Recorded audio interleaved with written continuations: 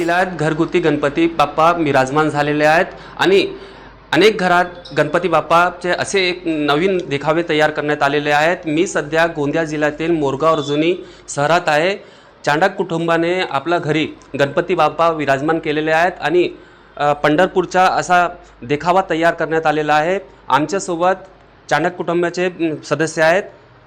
ताई काय सांगणार आपण पंढरपूरचा देखावा तयार करण्यात आलेला आहे। हा देखावा करण्यासाठी आमच्या मनात असं आलं की माझे सासू सासरे पंढरपूरला गेले होते आणि मुलं पण होती त्यांच्यासोबत।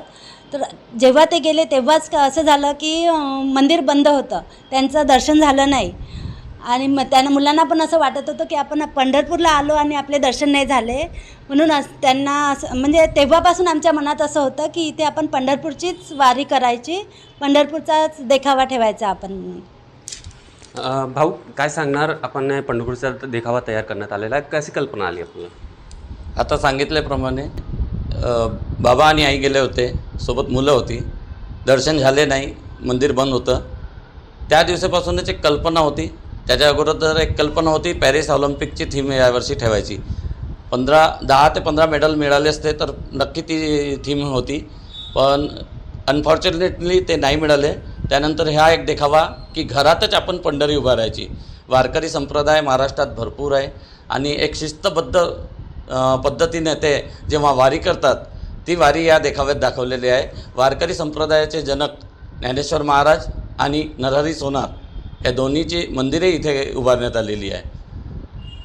या अगोदर आम्ही 78 वर्षापासून इथे आमच्या इथे पारंपरिक पद्धतीने गणेशचे आगमन होतं, श्रीचे आगमन होता आणि आम्ही सर्व कुटुंब आणि सर्व परिवारासोबत हा 10 दिवसाचा महोत्सव फार उत्साहाने साजरा करतो।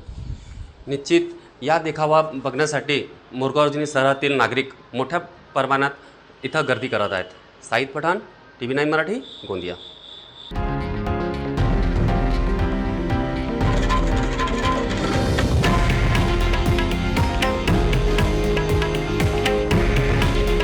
हे आहे देशातील नंबर 1 न्यूज नेटवर्क आणि आपण पाहत आहात TV9 मराठी। काळजी तुमची, हित महाराष्ट्राचं।